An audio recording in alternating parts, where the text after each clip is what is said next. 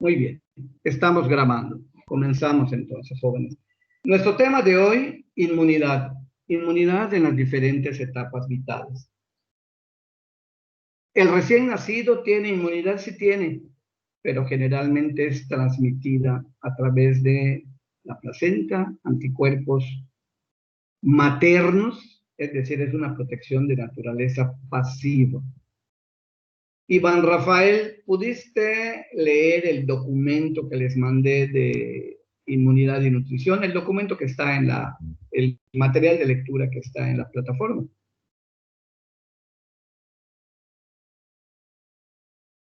Iván Rafael, Eh, eh, ¿Se ¿sí me o escucha? no? Sí. Disculpe, es que como veo mi micrófono tachado en la pantalla SD. Eh, lo revisé pero muy ligeramente porque pues no me dio chance de leerlo bien por hacer otras tareas, disculpe.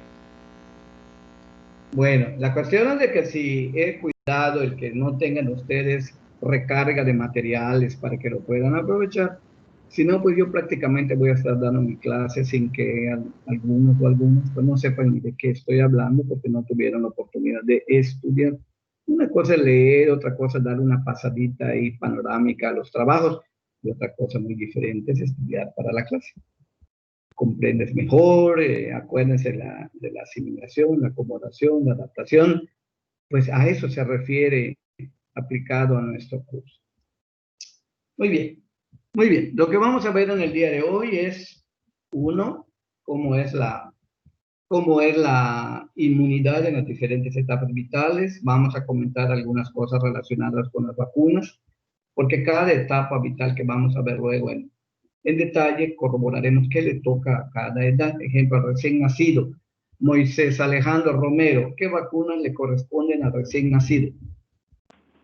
Con Eh, el esquema actual mexicano. Me parece que se le tiene que administrar al nacer la de la BCG, que es de tuberculosis. Igual está la de hepatitis B, que igual tiene sus refuerzos, creo que a los 2 a los 6 meses. De Este, recién nacido, un niño que acaba de nacer, antes de que se vaya de la clínica, un niño normal, le van a poner entonces la BCG, la hepatitis B, ¿y qué otra cosa me comentas? y no sé si la pentavalente es al nacer o posteriormente. Bueno, imagínate que unos papás te preguntan, doctor, ¿qué vacuna le van a poner a mi niño antes de que salga de la clínica? Pues le van a poner la BCG, la hepatitis B y la pentavalente. Ah, muy bien, doctor. Y no es así. Solo se le pone la BCG y la hepatitis B. Por eso me interesa que lean ustedes eh, lo que corresponde. Tienen un documento que se llama 2007, actualización de inmunizaciones 2007, 2017, para que ustedes vean que es el que está vigente. Es el que está vigente. Ahorita vamos a mostrar algunas cosas de allá. Bueno, pues muy bien, pues comencemos entonces con la clase. Ya estamos en el escritorio compartido. Y en este artículo, vean cómo se titula: La estrecha relación entre la nutrición y el sistema inmunitario. En una de las clases anteriores vimos importancia de la nutrición en las diferentes etapas. Pues aquí está, vean, la estrecha relación entre la nutrición y el sistema inmunitario. Es decir, cuando estamos cuidando el estado nutricio de un niño, niña, adolescente, mujer embarazada, etcétera, estamos a la vez contribuyendo a mejorar de forma estrecha el sistema inmune de esa persona. ¿Sí? Y aquí dice, vean, pues esto hecho, pero a lo mejor no lo tenemos todos tan claro. Es un hecho bien conocido que un pobre estado nutricional conlleva un mayor riesgo de contraer infecciones. Sin embargo, el conocimiento del papel que juegan los nutrientes, el conocimiento detallado, jóvenes, de los mecanismos inmunes, eso es mucho más reciente. ¿De acuerdo?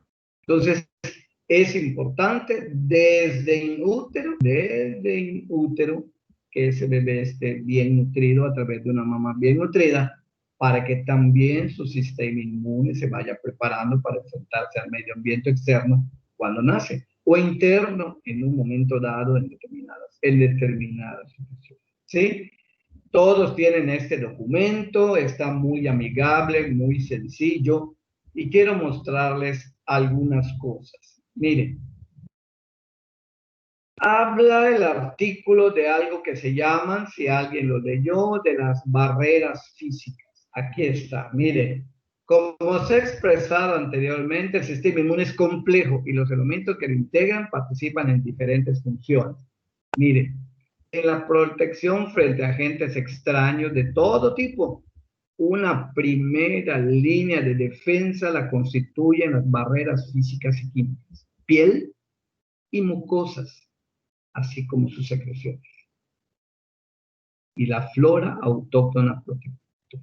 Es decir, cuando yo pongo una venoclisis en la higiene adecuada, cuando yo veo una herida de un paciente, de un niño, ¿sí? Y no le presto la debida atención, la debida higiene, o cuando estoy administrando sprays a diestra y siniestra por la nariz para desobstruir supuestamente una congestión nasal por alergia, por cuadro catarral, lo que estoy haciendo es violar esa primera línea de defensa.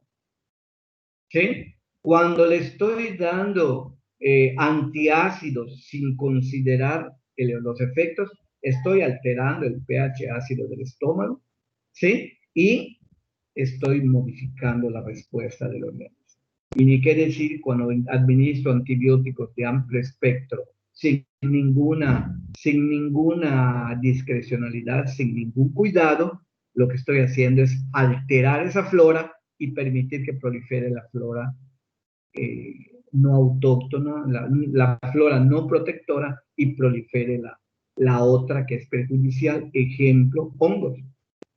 Niños que mandamos un antibiótico de amplio espectro, no sé, una ampicilina, con dosis elevada, con horarios inadecuados, con tiempo prolongado, lo que estamos haciendo es alterar la flora autóctona protectora. Y de repente nos van a traer ese niño a consultar porque tiene la boquita, las mucosas orales llenas de aftas por hongos. Vamos a ver alrededor de la región perianal eritema, vamos a ver las lesiones típicas que ya verán en fotografías cuando toque el momento de cómo es la candidiasis. ¿Por qué razón? Porque cada que evacúa el niño, está evacuando secreciones que tienen millones de partículas de hongos. Y entonces, ¿debido a qué? Pues a que algo alteró esa flora normal. ¿De acuerdo? Entonces, nos deja una lección esto. Uno, no mandes nada que altere el sistema, la primera línea de defensa. La primera es la piel, las mucosas nasal, la mucosa digestiva, ¿de acuerdo? Y las secreciones internas, entre ellas la principal, la del estómago, que normalmente tiene pH ácido. ¿Por qué cuando todo un niño sano, totalmente sano, tú le mandas una fórmula cualquiera, pero a la vez le estás dando medicamentos que ya alteraron la composición, ese pH, pues la acidez que destruye gérmenes, etcétera, pues ya no funciona, ¿sí? No funciona y entonces todo lo que venía en el alimento, pues baja a zonas más vulnerables del aparato digestivo, les explicamos superinfecciones, por hongos o por gérmenes poco comunes. Quiero mostrarles algo, porque eso ustedes lo tienen que estudiar. Les quiero mostrar este cuadro. Para evaluar la función inmune en cualquier persona, y ni qué decir con niños recién nacidos, lactantes, prematuros extremos, no es cualquier cosa. Se necesitan pruebas especiales, ¿sí? Que no están al alcance ni de cualquier hospital ni de cualquier laboratorio y que tienen un alto costo. Sin embargo, hay uno que es muy sencillo, el primerito, el conteo de leucocitos, número total de leucocitos, el diferencial y en especial las subpoblaciones linfocitarias. Pero todo esto que ven aquí, ensayos de citotoxicidad, producción de citoquinas, capacidad oxidativa, ¿sí? Etcétera, no es tan fácil. Y aquí sí tenemos entonces tenemos esta que sí podemos determinar en plasma sanguíneo, y las proteínas del sistema del complemento. Algunas proteínas del sistema de complemento. ¿Por qué nos va a servir? Bueno, cuando tengamos algún niño que tiene infecciones repetidas, de naturaleza viral repetidas, tenemos que buscar por una línea. De infecciones bacterianas repetidas, tenemos que buscar por otra línea. Si son infecciones por hongos, ¿sí?, repetidas, tenemos que pedir pruebas especiales. Y de eso se encargan los inmunólogos.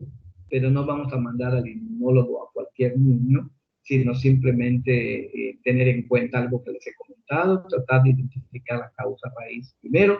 Si ya llegamos a octubre, noviembre, estamos con los frentes fríos, con altísimo nivel de humedad, etcétera, es el momento que comienzan a manifestarse las alergias. Entonces, antes de eso hay que asegurarse de que no es un problema alérgico. Antes de hablar de gasto del paciente, y lo más probable es que salga todo normal y que su problema, lo que le termine indicando, es un medicamento. Entonces queda para ustedes el repaso de esta prueba. Y aquí, de este material, y miren, el efecto de los nutrientes sobre el sistema inmune, para quienes no pudieron estudiarlo, vitaminas, minerales y los elementos traza que dijimos que se encuentran en una dieta balanceada, ejercen un papel importante como cofactores metabólicos. Y además son esenciales para el funcionamiento del sistema inmune.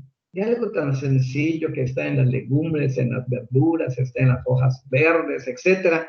Sí, vean, todos esos ejercen efectos inmunomoduladores e influyen en la susceptibilidad del huésped. Cuando tengo pacientes con infección respiratoria, sobre todo los febres, les insisto mucho en la importancia de jugos de frutas frescas e idealmente preparados en casa para evitar las contaminaciones. Cuando tenemos ya la malnutrición, acuérdense del niño, de las fotos, de las 3 fotos del niño cuando lo vi, cómo iba mejorando, luego cuando ya creció. La malnutrición es un síndrome, ¿sí? Y no solamente afecta un nutriente, afecta a varios. ¿Qué es lo que afecta finalmente? La inmunocompetencia. ¿Ante qué? Pues ante diferentes gérmenes, en algún momento solo a virus, en algún momento contra bacterias, etc. ¿Sí? Entonces allá se encuentran todos los elementos vitamínicos, los macros, los micronutrientes. Solo quería hacer un repaso y preguntar a ver quién había tenido la oportunidad de revisar. Para que terminemos con esta hoja. Cambios en el sistema inmune debidos a la malnutrición proteico-energética. Les mostré fotografías. Y dicen, hasta la actualidad cuando se ha comenzado a estudiar cómo la ingesta dietética influye sobre el sistema de defensa y además sobre enfermedades agudas y crónicas. Es decir, no solo sobre las infecciosas jóvenes, miren, cáncer, enfermedad de Crohn, enfermedad celíaca, colitis ulcerativa, y afecta aparatos digestivo, inmunitario, nervioso. Entonces, actualmente está ampliamente aceptado que la malnutrición se asocia a alteraciones del sistema inmune a nivel de sus órganos básicos, vaso, timo, ganglios, etcétera, especialmente de la inmunidad celular, pero también vean de todos esos procesos: fagocitosis, que ya conocen, producción de citoquinas, secreción y afinidad de anticuerpos y capacidad del sistema del complemento. Muy bien. Cambiamos entonces, cambiamos de material. Muy bien.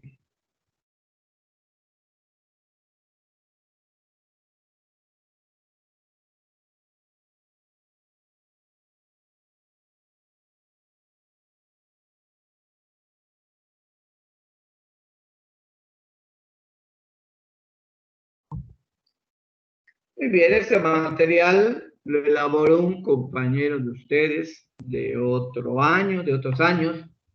Y aquí pueden pues ver lo que acabamos de comentar en cuanto a los elementos principales. Miren, tenemos las células dendríticas del sistema nervioso, macro macrófagos, células endoteliales en los vasos sanguíneos, es decir, están en todo el organismo y son nuestra defensa contra todo tipo de gérmenes que se encuentran en el medio ambiente. Y aquí de esta manera lúdica, pues nos muestra aquí un gérmenes y aquí vemos que están neutrófilos, macrófagos, a punto de comenzar.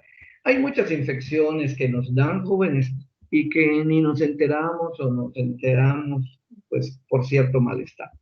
Hace un rato se comunicó conmigo un trabajador de la universidad para pedirme mi opinión porque comenzó a sentirse mal, sentía cansancio, 48 horas con ellos, 72, 48, 72 horas, y pues manifestó que se sentía muy cansado, muy todo, y en su oficina enseguida se asustaron y lo mandaron a su casa y mandaron sanitizar todo, o desinfectar, que es el término correcto, enviaron a todos los de la oficina, los mandaron a todos en resguardo, pero no tiene ni fiebre, es un adulto, y no tiene ni fiebre, no tiene ni dolor de garganta de algún significado, ni tiene tampoco pérdida del sentido del gusto, del olfato, ¿sí?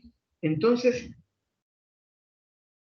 se comunicó conmigo y le digo, ¿sabes qué? ¿Cuándo te entregan tu prueba? Porque ella le decía, su prueba hoy en la tarde, cuando la tengas, comunícate conmigo si gustas y te oriento, te oriento. ¿Por qué razón? Porque en ese caso ya tenemos debemos tener un reconocimiento del patrón, ya debemos saber cómo se comporta en la mayoría de los casos el COVID, datos cardinales como fiebre, como dolor de garganta, dolor de cabeza. Si no hay eso y ya tienes 48 a 72 horas, no digo que no pueda ser, pero las posibilidades son bajas. ¿De acuerdo? ¿Qué es lo que tiene que hacer? Sus líquidos suficientes, sus frutas frescas, etcétera, para permitir que su organismo trabaje contra esto. Él es una persona joven, quizá de 35 años, pero tiene sobrepeso. Entonces ya comenzamos con las comorbilidades que nos pueden confundir. ¿De acuerdo? Como podemos ver en esta lámina, desde antes de nacer, miren, nuestro sistema inmune ya está trabajando. Desde el primer trimestre del embarazo, atención, porque todo esto pues, son elementos importantes de aprendizaje, desde ese tiempo comienza en condiciones normales la competencia inmunitaria. Si es un niño que empezó con malformaciones mayores, muy probablemente esto se va a alterar. ¿De acuerdo? Y a fines del primer trimestre, vean, aquí está, se produce ya la síntesis fetal del sistema de competencia. Vean, vamos empatando porque es importante que una mujercita embarazada a la mayor brevedad posible comencemos con su control y le hagamos especial caso a lo que ya le recalqué, la nutrición materna, su protección inmune. ¿Por qué? Porque desde el primer trimestre la competencia inmune del bebé ya está comenzando a producirse. ¿Sí? Empieza la competencia, pero la inmunocompetencia fetal hay que tomar en cuenta algo muy importante. Las inmunoglobulinas en el feto, lo que les dije hace un rato, casi todas son de naturaleza IgG, transportadas de manera pasiva por la placenta. No son propias del bebé, todavía no las sintetiza antes del tercer trimestre en cantidad detectable. Y ahorita van a ver por qué.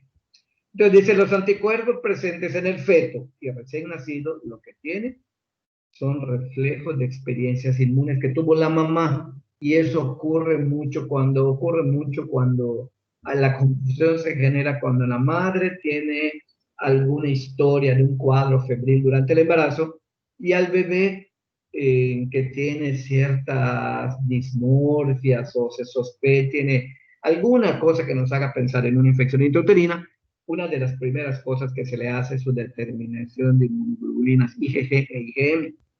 ¿Sí? Y si nos reportan IgG positiva contra toxoplasma, eso significaría que el bebé está infectado inútero por toxoplasma de ninguna manera.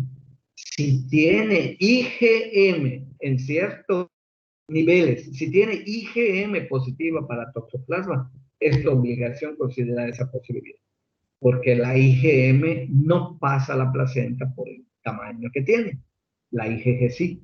Una IgG positiva a toxoplasma con IgM negativa, lo más probable es que sea paso transplacentario y no tenga nada que ver con lo que el niño tiene. ¿Estamos comenzando a quedar de acuerdo? Y ahí la tienen ustedes. Ahí tienen ustedes la IgG, la IgM, que es mucho más compleja. Y vean, se te aporta la IgG en las primeras 10, se inician las 16 semanas y va aumentando hasta el final del embarazo. Por supuesto, un bebé que nace a la semana 26 no le ha dado tiempo de almacenar suficiente IgG por vía placentaria, a estar entonces en mayor condición de inmunodeficiencia. La mayor parte de IgG, atención, tomen nota, se adquiere durante las últimas 4 semanas del embarazo, es decir, de la semana 36 a la 40. ¿Qué significa esto? Que si el niño nace antes de la semana 36, tú ya tienes que saber que es un niño que tiene poca cantidad protectora de inmunoglobulina G. ¿De acuerdo? Entonces, que nació hasta la semana 36, en muchos otros elementos orgánicos ya están maduros, pero sus inmunoglobulinas no tienen la cantidad suficiente. ¿Por qué tenemos que cuidar tanto el embarazo? Aquí tenemos otra justificación. El sistema inmune, paso transplacentario de inmunoglobulina materna, protectora, va a proteger al bebé contra todo lo que la mamá ya tenga protección en ciertos niveles. Entonces, esas últimas 4 semanas hay que cuidarlas de manera muy especial.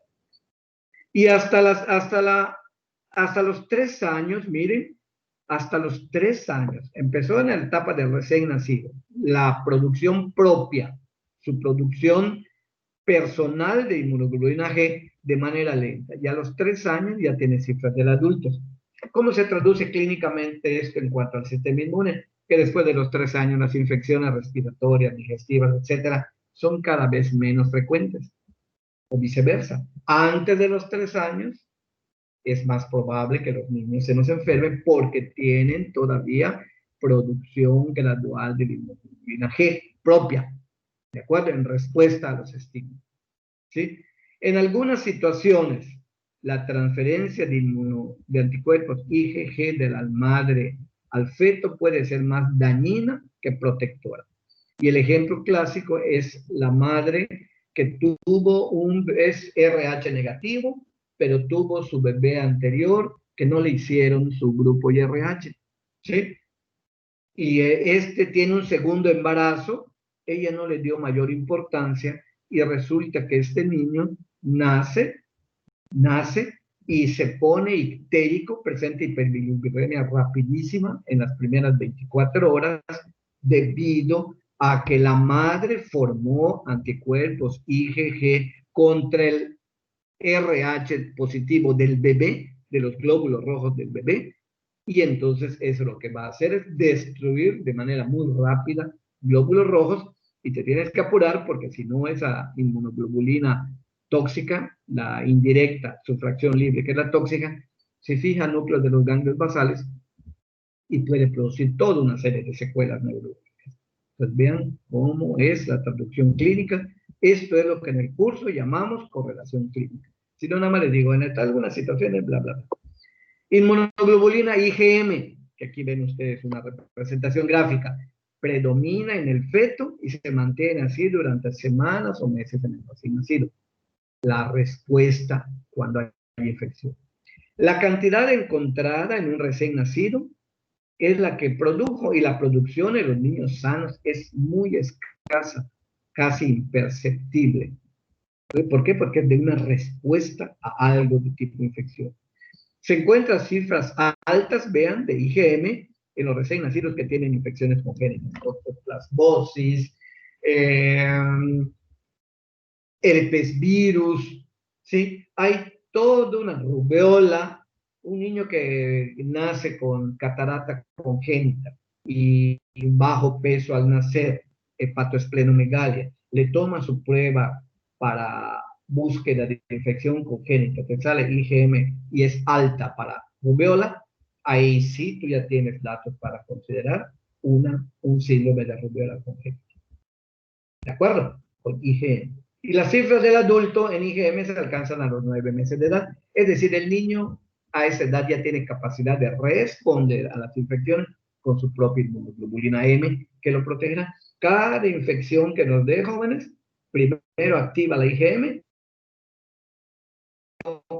la IgG, y es la que permanece durante un tiempo variado. El problema con el COVID que estamos enterándonos es que al parecer la protección natural o la protección que da la infección natural en IgG parece que es menos durable de lo que nos imaginábamos, y de manera que volvemos a quedar vulnerables. Esa es una hipótesis. Y la otra hipótesis es de que podría tratarse de algo tipo dengue, es decir, que ya te dio dengue con un serotipo, te da con otro serotipo, te da más fuerte, te da otra vez con el otro serotipo y tienes dengue hemorrágico, choque, etc. Lo mismo se está considerando que pueda producirse con el COVID, que una segunda infección por COVID clínicamente evoluciones peor que en la primera vez. Si no falleciste en la primera vez, la protección todavía no está claro si es permanente en cantidad suficiente. Otra inmunoglobulina importante, miren, es la inmunoglobulina A. La inmunoglobulina A la tiene en cantidad abundante el calostro. El calostro, ¿alguien me puede decir cuántos días de que nació el bebé se llama calostro la leche materna? Pregunto. Son 10 días. No, casi. Los primeros 7 días se llama calostro y tiene una serie de características especialmente ricas, no solo en IgA, en macrófagos, en toda una serie de protectores, citocinas, etc. Entonces, la inmunoglobulina A probablemente en el líquido amniótico protege la mucosa del bebé contra las infecciones. La E, miren, se empieza a sintetizar también en el primer trimestre, empieza a sintetizarse. Se regula por factores genéticos, es decir, aquí la IgE, ustedes saben que está relacionada con los procesos de hipersensibilidad y alergia.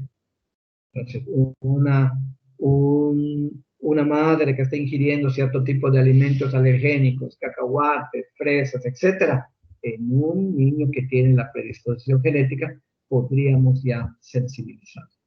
Y se ha comprobado, miren, alergenos como la penicilina, el huevo, el trigo y otro tipo de parásitos con la inmunoglobulina. Entonces tenemos IgG, IgM, IgA, IgG. Ahora vamos con las células, inmunidad celular.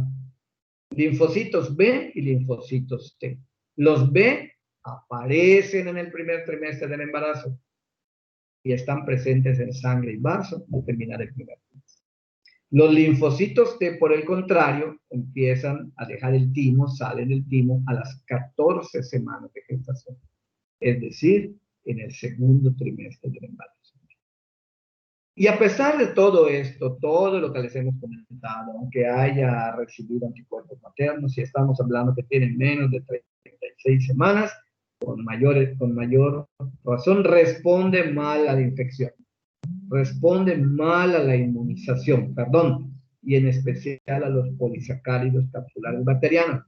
Por eso cuando alguien me comentó que se le ponía la pentavalente, contiene varios polisacáridos capsulares bacterianos como la de hemófilos influenza tipo B, y responde mal a esa inmunización.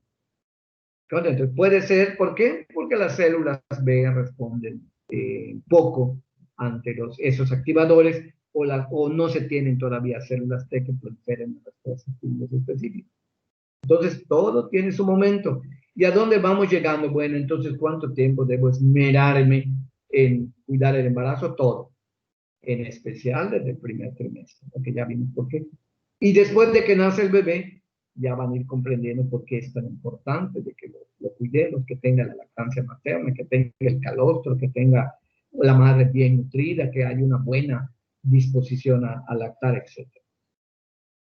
En el recién nacido, los monocitos, otro tipo de elementos, pueden procesar y trabajar con los antígenos cuando se prueban con células específicas de antígenos maternos. Los monocitos no son de los más importantes en el recién nacido, dado el tipo de gérmenes que atacan a ellos.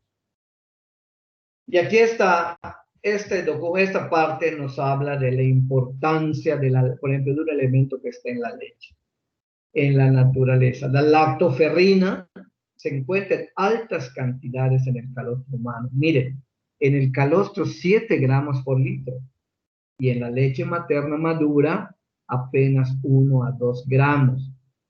Recalco acá la importancia del calostro desde los primeros días de vida. ¿Sí?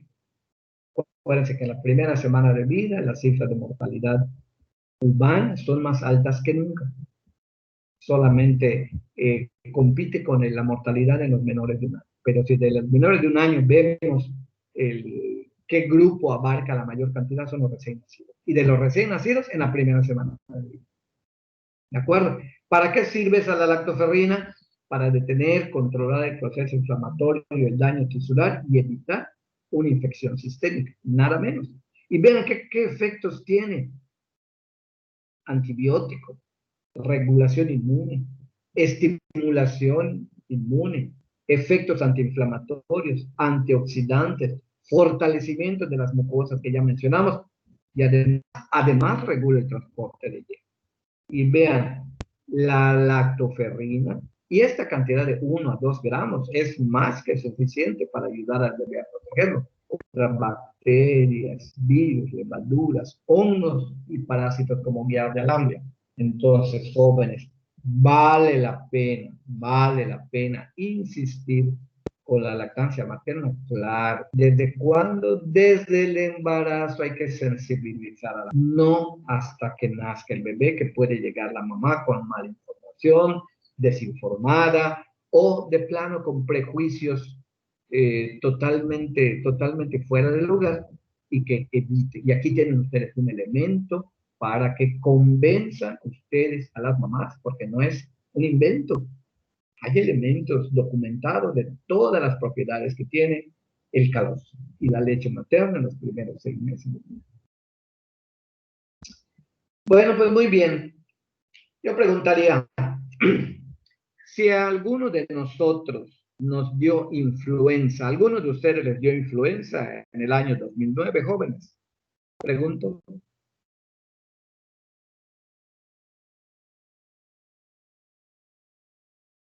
A nadie. Bueno. Al parecer. ¿Te dio influenza? Y pregunto si te dio porque habría que saber que pero ¿habla de la H1N1 o...? De H1N1. Año 2009. No, a mí no. Ok. Bueno, las personas que sufrieron la influenza H1N1, ¿sí? Desarrollaron una inmunidad natural. Aquí lo dice. Es la que se obtiene tras la recuperación de la enfermedad infecciosa. Pero ¿por qué tenemos que estarnos vacunando cada año las personas vulnerables? Porque los anticuerpos, número 1, tienen una vida media no larga. Y número 2, el virus va mutando cada año. Entonces, cada año hay que estar elaborando nuevos tipos de vacuna para mantener entonces la protección artificial. Es decir, si yo estoy protegido, a mí me dio, por ejemplo, la H1N1, ¿puedo enfermarme de nuevo de influenza? Claro que sí. Puede ser la H2N2. Estoy diciendo un ejemplo. ¿Y qué tanto me va a proteger la inmunidad natural que adquirí cuando me dio la H1N1? Es variable. Y mucho va a depender. Si la tuve y tuve buenos niveles, pero estoy desnutrido, malnutrido, con una enfermedad crónica, con quimioterapia o con problemas de sobrepeso, obesidad, entonces mi inmunidad natural se va a alterar. ¿Sí? Por eso hay que aplicar cada año sobre todo a las personas vulnerables y el personal de salud, todos somos vulnerables, todos, hasta los estudiantes, ¿sí? En ese caso, los antígenos son introducidos en el organismo y el ejemplo, ¿qué diferencia? ¿Quién sabe ustedes qué diferencia tiene la inmunidad natural eh, de la artificial en cuanto a, ¿qué ejemplo les pondré? ¿Qué vacunas se han puesto algunos de ustedes? Todos me imagino que están vacunados contra el sarampión. Se debieron vacunar al año de edad y les debieron poner su refuerzo a los 6 meses y actualmente se aplica la doble viral a los adolescentes, precisamente por el estudio de cuánto tiempo dura la protección, ¿sí? ¿Qué diferencia tiene la natural contra la artificial? Que la natural, el germen natural, viene con toda su agresividad, llamémosla así. En tanto, la artificial, las vacunas, se ha atenuado su peligrosidad. Se le han modificado algunos elementos de su genoma para que, quitándole hasta donde se puede los elementos más agresivos sin que se pierda el poder de inmunizar. ¿Estamos de acuerdo? Las vacunas son el mismo germen al cual se le hacen modificaciones por técnicas muy elaboradas para que pierdan la peligrosidad sin que pierdan la capacidad de estimular el sistema. Y aquí tenemos, ahí está, que lo dice, puede ser activa cuando el organismo elabora por sí mismo los anticuerpos, o pasiva cuando los anticuerpos son elaborados por el organismo a través de una fuente exógena. Les hablé de un jugador de béisbol en mis épocas en que practicaba yo ese deporte, que les dije que murió de tétano. ¿Sí? ¿Por qué murió de tétano si tenía una cantidad, vamos a suponer, abundante de clostridios, etcétera? ¿Sí? ¿Por qué se murió y no tuvo tiempo su sistema inmune de crear? ¿Por qué no creó anticuerpos su sistema inmune? Por algo muy sencillo. Porque la toxina, la proteína tóxica que genera el bacilo tetánico es tan potente en cantidades tan pequeñas que no da tiempo de estimular al sistema inmune. Así que los que no están vacunados contra tétanos, aplíquense su toxoide tetánico de refuerzo, jóvenes. Vale la pena. ¿Qué se le debió hacer a aquel jugador? Se los mencioné. Se le debieron poner, si hubiera acudido a atenderse, por un lado, se le ponía el toxoide tetánico, inmunidad artificial, y además la inmunidad pasiva, que es la inmunoglobulina específica contra tétano. Inmunoglobulina hiperinmune específica, antitetánica. ¿Sí? Entonces, si no da tiempo, se mueren y no da tiempo que el sistema inmune comience ni siquiera a elaborar anticuerpos. Es una toxina tan potente y en cantidad tan pequeña mata que no da tiempo que se desencadene. ¿Okay? Es correlación clínica. Semanas nacionales de vacunación, así se llamaba antes y le hice el comentario a su compañero. Son semanas nacionales de salud, ya se amplió, ya no solamente debe ser para vacunar, debe ser para pesar a la persona, al niño, al adulto, a la embarazada, pesarlo, medirlo, sacarle su índice de masa corporal, aplicarle, darle su dosis de vitamina A para estimular aquellos que carezcan de suficiente ingesta de vitamina A. Entonces, el concepto de Semana Nacional de Vacunación ya fue rebasado, pero las vacunaciones son el elemento central. ¿Y eso por qué se produce en determinadas épocas? Ustedes saben en qué meses se aplican.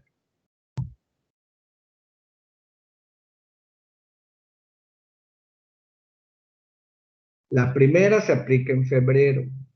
La más reciente que se aplicó en octubre, fue la Semana de Salud, y hay una semana intermedia. Son 3 semanas nacionales de salud a lo largo de todo el año. ¿De acuerdo? ¿Sí? Entonces aquí dice febrero, mayo y octubre. Febrero, mayo y octubre es cuando se realizan las semanas nacionales de salud, con énfasis en especial en los esquemas de vacuna. Y aquí ya van a ir aprendiendo ustedes, por ejemplo, ¿Alguien conoce qué diferencia tiene la vacuna Sabin de la vacuna que viene ahora incluida en la hexavalente contra la polio? ¿Alguien lo sabe?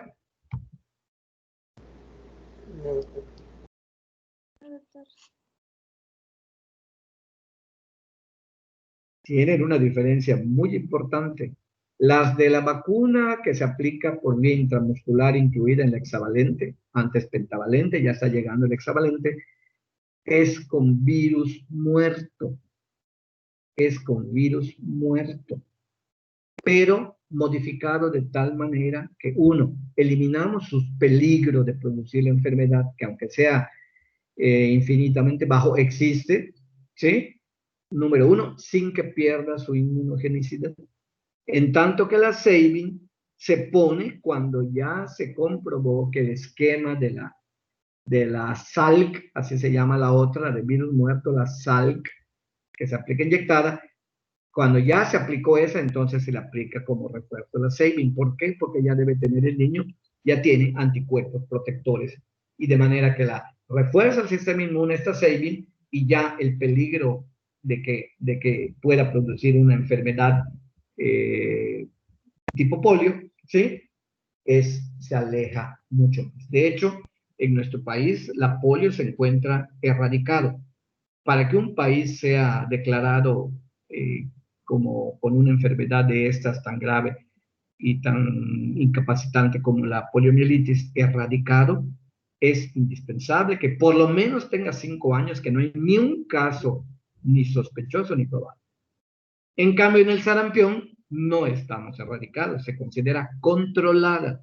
Es decir, se detecta donde hay, se genera un cerco epidemiológico, toda una serie de actividades, y vean qué diferente hay, qué diferentes son las vacunas, qué diferente es la respuesta de cada una, por eso ven que unas tienen un esquema de aplicación, otras tienen otras fechas, unos tienen una dosis, otros tienen.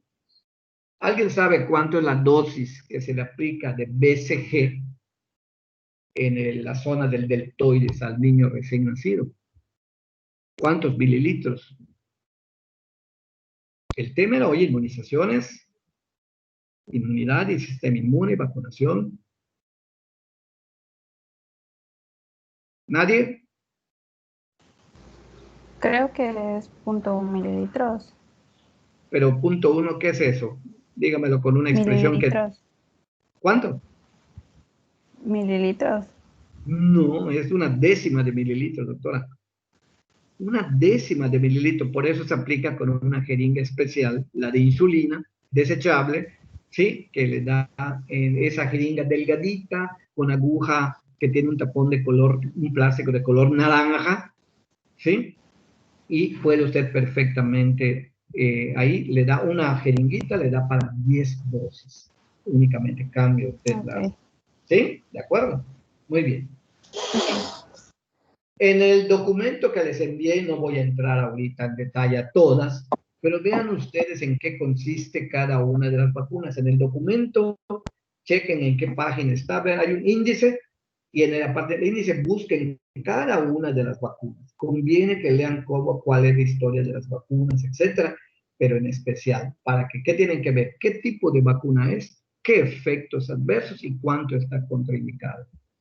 Mis alumnos de otros grupos antes se quejaban y dejaron de quejarse porque se quejaban de que en los puestos de vacunación le daban preferencia a las estudiantes y pasantes de enfermería para que hagan la aplicación, la inyección, la administración de la vacuna, y a ellos los mandaban solo de promotores. Y yo les preguntaba, a ver, dime, vamos a hacer una cosa, dime, ¿dónde le debo aplicarla, cómo le debo aplicar la vacuna en el tratamiento? Pues se inyecta no. A ver, dime, ¿cómo se administra la vacuna antihepatitis B? Pues, ¿cuánto se administra? Pues, a ver, ¿dónde se administra? ¿Cuáles son los efectos adversos? ¿Cuáles son las contraindicaciones? No lo sé. Por esa razón, las enfermeras se entrenan especialmente para otro tipo de actividades que nosotros tenemos que conocerlas. Nosotros no debemos decir, buenas cosas las enfermeras, a mí no me interesa, el doctor no lo va a preguntar en el examen. Sí lo vamos a preguntar en el examen, porque es especialmente importante. ¿Sí? Bueno, jóvenes, ¿quieren que hagamos un descanso? ¿O continuamos? Continuamos. No, doctor, continuamos. Continuamos y terminamos a las 2:30, entonces, máximo. Muy bien, solo vamos a ver una. Vamos a ver una. Vamos a ver, por ejemplo, la vacuna del rotavirus. ¿Sí? La vacuna es llamada pentavalente en el esquema anterior. Ahora ya viene dentro de la hexavalente. Se elabora con virus vivos. Ya saben ustedes que el virus vivo es atenuado, pero ya saben ustedes que puede producir un cuadro como de enfermedad o de enfermedad propiamente dicha. Y vean, contiene 5 serotipos del virus vivos atenuados, del rotavirus. 5 serotipos. ¿Cuántos serotipos del virus, del rotavirus? Hay muchísimos más, pero los estudios epidemiológicos han mostrado que estos son los más frecuentes y entonces sobre esos se han hecho las vacunas. Viene en un tubo de plástico con tapa de rosca que contiene una sola dosis de 2 mililitros. Entonces ya sabemos. Así está el material que les mandé.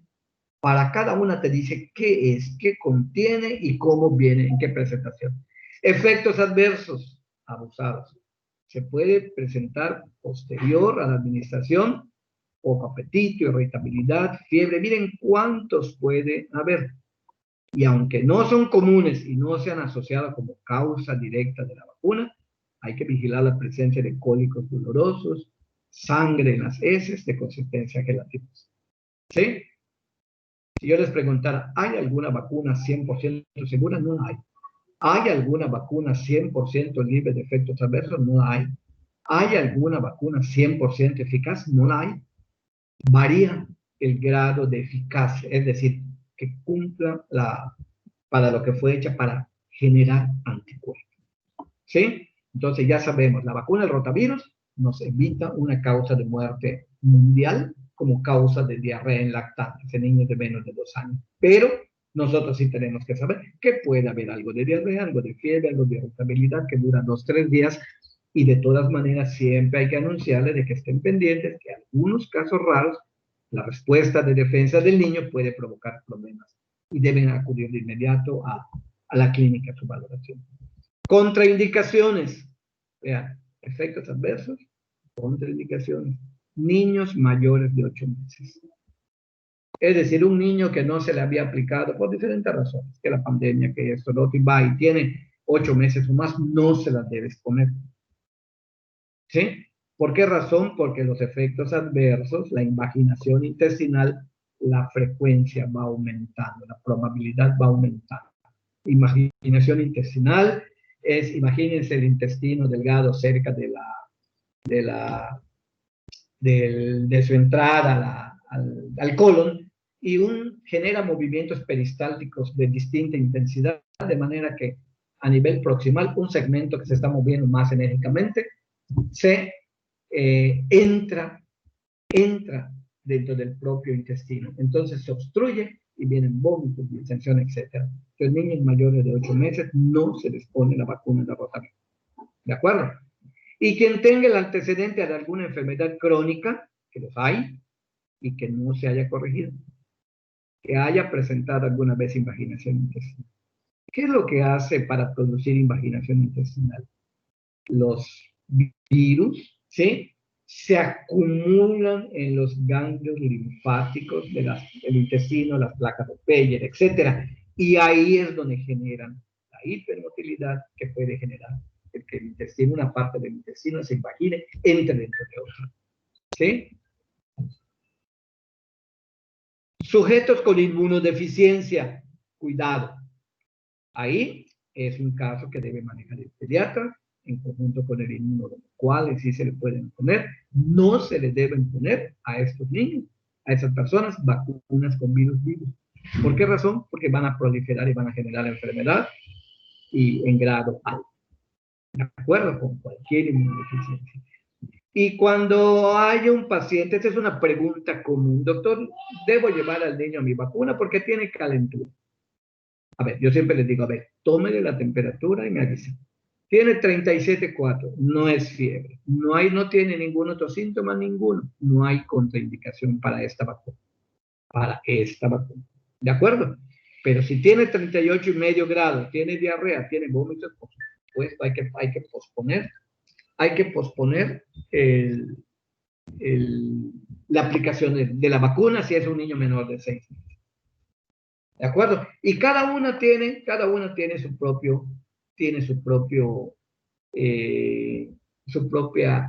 efectos adversos, sus propias contraindicaciones. Vamos a ver BCG, que es una que se sigue poniendo. BCG, bacilo de Calmette-Guerin, ¿sí? El bacilo original de la tuberculosis. Es una preparación de bacterias vivas. Aquí no son virus, no me vayan a poner virus. Bacterias vivas, micobacterias vivas, derivadas de un cultivo de bacilos de Calmette-Guerin, que es el Mycobacterium bovis. ¿Sí? Mycobacterium bovis. Si se fijan ustedes, es un agente propio del ganado, pero que tiene un alto parecido con el humano, ¿sí? Y vean ustedes, por eso van a ver qué protección tiene qué protección deja contra la tuberculosis pulmonar, se los dije en clase pasada. De acuerdo, la OMS es una protección errática, mediocre, oscila entre 30 y 80% apenas, una protección mediocre contra la forma pulmonar, pero contra la forma grave, las formas graves, la meningia, la endobronquial, la miliar o sistémica, la protección es de 90% mayor. Entonces, esa es la razón de que se siga poniendo, aún, vean, y aún de que ya sabemos cómo es el sistema inmune de recién nacido. ¿Por qué no se pone más adelante? Uno, porque en nuestro país la tuberculosis está muy, muy lejos de siquiera estar controlada. Entonces no sabes qué tosedor crónico es en verdad un asmático, un alérgico o simplemente es una tuberculosis. ¿De acuerdo? También tiene contraindicaciones. Donde se le aplica en ese momento en unos minutos, miren, en unos minutos de que lo administraste y tiene que ser intradérmico, no subcutáneo, no intramuscular, intradérmico, que tiene una técnica muy especial con una agujita muy fina, la número 25. Y hay que avisarle a la familia, cosa que no se hace con bastante frecuencia, que entre 2 a 4 semanas va a empezar a salir un nódulo, un granito, que tiene un aspecto amarillento verdoso, ¿sí? Que se revienta, que expulsa su contenido y que luego va a dejar la cicatriz que tenemos casi todos, ¿sí? En algunos casos raros puede afectar hasta los ganglios de la axila, producir una adenitis. Y en tal caso hay que consultar con el epidemiólogo porque puede ser un candidato a tratamiento profiláctico con isoniazida. Vean, de un detalle, la vida del médico está hecha de detalles. El éxito del médico está hecho de detalles. No solo que sepas que la tuberculosis, hay una vacuna. No, tienes que saber esa vacuna, de dónde viene, qué es, qué protección tiene, por qué la voy a aplicar. Muchos papás se niegan o ponen peros a aplicación de la vacuna BCG porque deja cicatriz y porque ya han visto fotografías en el Face de cicatrices queloides muy feas y no quieren que su hija, la cicatriz queloide es un riesgo muy, muy bajo y que ocurre en niños o niñas que tienen algún tipo de problemas de naturaleza inflamatoria. ¿De acuerdo? Pero también esto tienes que saber antes de que apliques una vacuna, no solo que la apliques, tienes que saberlo. Si hay lesión en la piel, asegúrate. ¿Se le pone o no se le pone? Niños inmunodeprimidos, no. ¿Sí? Los sujetos con VIH, se decía, sin síntomas pueden vacunarse. Actualmente van a ver que ya no se deben vacunar. Cuando esté tomando algún medicamento contra la tuberculosis, ¿por qué? Pues porque va a destruir al Mycobacterium que le estás administrando y en una cantidad controlada. Los bebés con peso menor de 2 kilos al nacer no se vacunan en ese momento. ¿Sí? Aunque pesa 1,800, estuvo muchos días internado, pesó 1 kilo al nacer y el niño ya está para irse de alta. Si se da de alta habitualmente con 1,9 kg o 2,000, dependiendo de qué tan ocupado esté la sala, pero no se debe vacunar con menos de 2 kilogramos. Si la pregunta de examen es qué grupo de bebés está contraindicado, ahí tienes tú, el niño que pese menos de 2 kilogramos. Oye, ¿y cuándo se va a vacunar? Pues cuando pese más de 2 kilogramos. Por eso lo tienes que citar a control y lo pasas a vacuna. Recuerden, educación en salud no es dar una hermosa charla en la sala de espera, con diapositivas preciosas, con una oratoria muy convincente. No, va a ser educación en salud cuando las mamás que tienen pendientes de vacuna pasen contigo, convencidas, a preventiva para que les completen su vacunación. Y eso se va a llamar oportunidad aprovechada. Si no lo hiciste, no te importó, bueno, pues ya es problema de ellos, oportunidad perdida de vacunación. Y allá está para todas las vacunas, ¿sí? Ahí tienen ustedes un ejemplo de una cartilla modificada para la presentación, donde ven ustedes a los 2 meses que se les pone, vean, pentavalente acelular, hepatitis B, rotavirus y neumococo conjugada, vacuna contra el neumococo conjugada. Y vean, a los 4 meses se le pone la pentavalente, se le pone la segunda de rotavirus, la segunda de conjugada. A los 6 meses, la tercera de pentavalente, acelular, así se llama, la hepatitis B, que no se pone, por eso te lo marcan acá, no se pone a los 4 meses. ¿Sí? Rotavirus, la tercera dosis, si es de la vacuna que requiere 3 dosis, y la primera de influenza. Es decir, necesitas simple y llanamente fijarte muy bien en la cartilla qué edad tiene el niño y asegurarte de que no hay contraindicación. Enfermedad febril superior a 38, no vacunes a ningún niño en general. ¿De acuerdo? Lo que hay que hacer es atender el cuadro febril, tener el número celular apuntado en tu registro de allá para que te comuniques una semana después, etcétera, y que lo lleven a vacunar. ¿Sí? Y aquí tienen ustedes, por ejemplo, a los 6 años, la vacuna del refuerzo del sarampión, rubéola, paperas. Y hay otra vacuna que ustedes, me imagino que ya la conocen, si es que las jóvenes no se han aplicado, la vacuna contra el papiloma humano. El virus del papiloma humano. La nueva, cuando venga la nueva guía de vacunación, muy probablemente va a traer nuevas vacunas, ¿sí? Entonces hay que estar muy atentos. Y esta vacuna del VPH, en países adelantados, con los recursos suficientes, con la educación y salud suficiente, ya se aplica a los varones también, a los niños. Se aplica a las muchachitas y se aplica a los muchachitos también. ¿De acuerdo? No solamente van a ver que a las niñas de 11 años o quinto grado de primaria, no, se aplica ya también a varones. ¿Los adolescentes también deben vacunarse? Sí. Sí.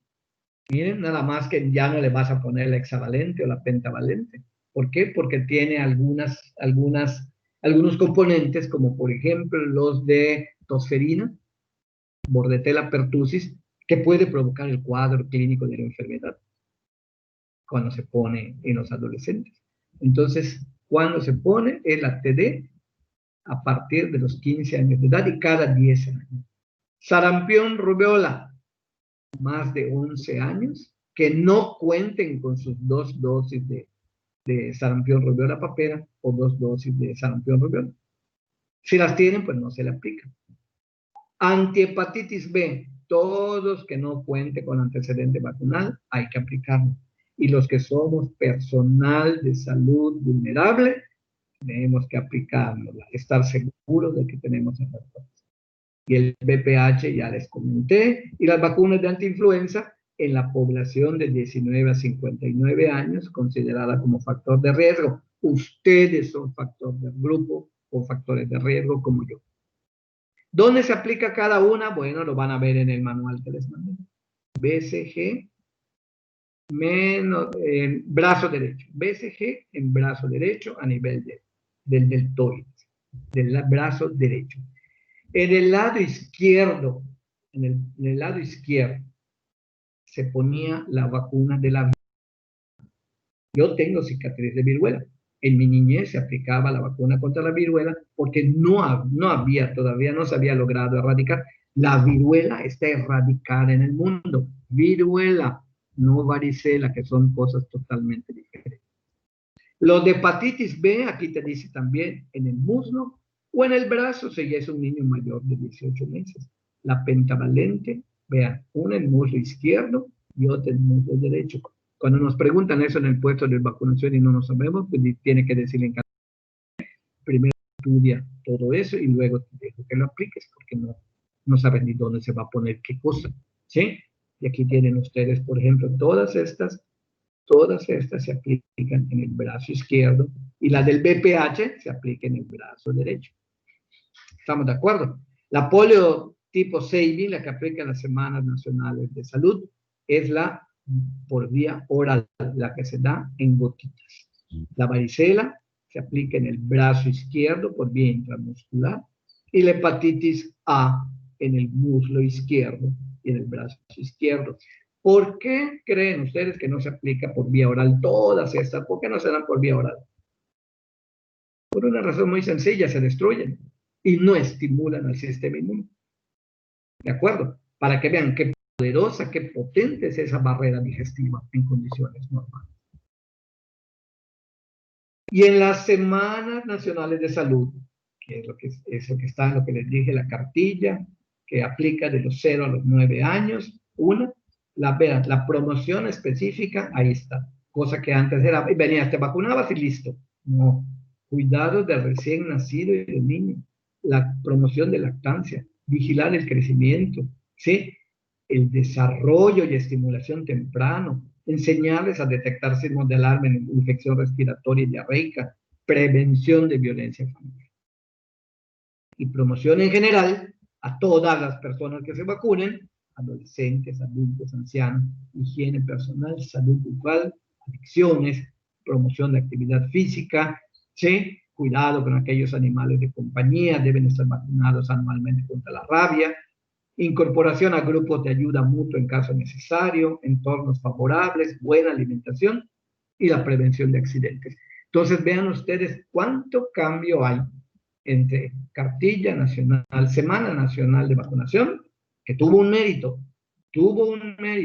¿sí? Aumentó mucho los índices, pero todavía estamos muy lejos del deseable del 90%. Pero a la vez tenemos la oportunidad de influir, miren, en promoción de otro tipo de actividades que son igualmente valiosas para la salud. Eso nada más es lo que ya les mencioné. Oportunidades perdidas u oportunidades aprovechadas. ¿Por qué creen ustedes que en nuestro esquema de vacunación no se encuentra la vacuna del meningococo? Jóvenes, pregunto, ¿alguien lo sabe? En nuestro esquema de vacunas no está el meningococo. En otros países sí. ¿Por qué creen? Supongo que no es una enfermedad muy común aquí. Porque no hay entre nosotros. ¿Y cuál ha sido la explicación que han dado los expertos en ese tipo de problemas? De que es tan común la enfermedad diarreica aguda en niños y adultos por E. coli, que comparte componentes genéticos que nos protegen de manera indirecta. Sin embargo, en Cuba sí la aplican, en Estados Unidos sí la aplican. En Estados Unidos no aplican la vacuna de la BCG, porque ahí no tienen la tuberculosis, no es una enfermedad endémica. ¿Sí? Y cuando ahí nadie se vacuna, un norteamericano recién nacido no se vacuna. ¿En qué caso se aplica la vacunación? Cuando hay necesidad por factores de riesgo. ¿De acuerdo? Y previa prueba de algo que se llama PPD, derivado proteínico purificado. ¿Sí? Te lo aplican y si tienes una reacción positiva en la cara anterior del antebrazo, y si tienes una setecita en 48 a 72 horas, y si tienes una reacción más allá de 10 milímetros, significa positividad. ¿Sí? Y si es negativo, entonces te aplican tu vacuna.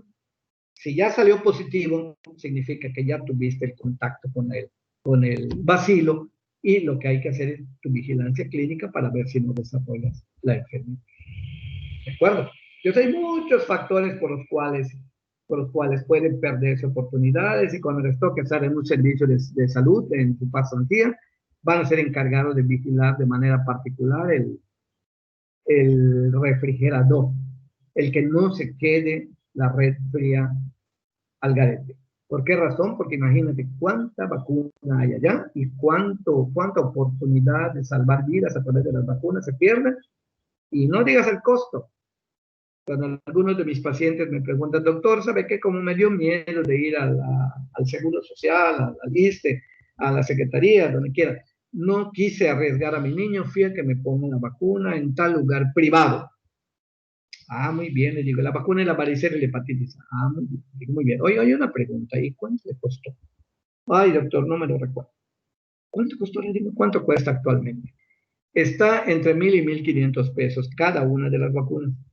Cada una de esas vacunas. La vacuna de la BCG te cuesta eso también, a nivel privado. Y van a ver ustedes en las instituciones, oiga, enfermera, oiga, jefa, acostúmbrenle a decirle a las enfermeras que están a cargo de vacunación y todo lo que son personal de base, jefa.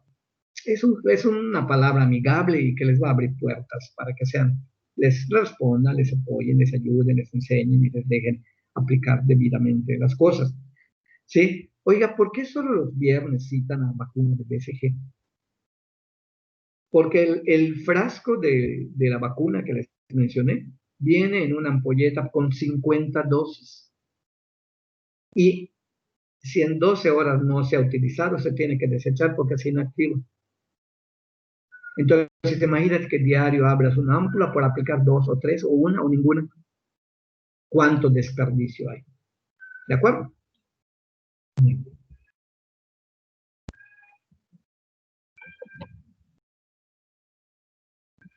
Correcto, jóvenes. ¿Tenemos alguna pregunta? Voy a detener la grabación hasta aquí para que puedan revisar en un momento dado y pasamos a las preguntas, comentarios.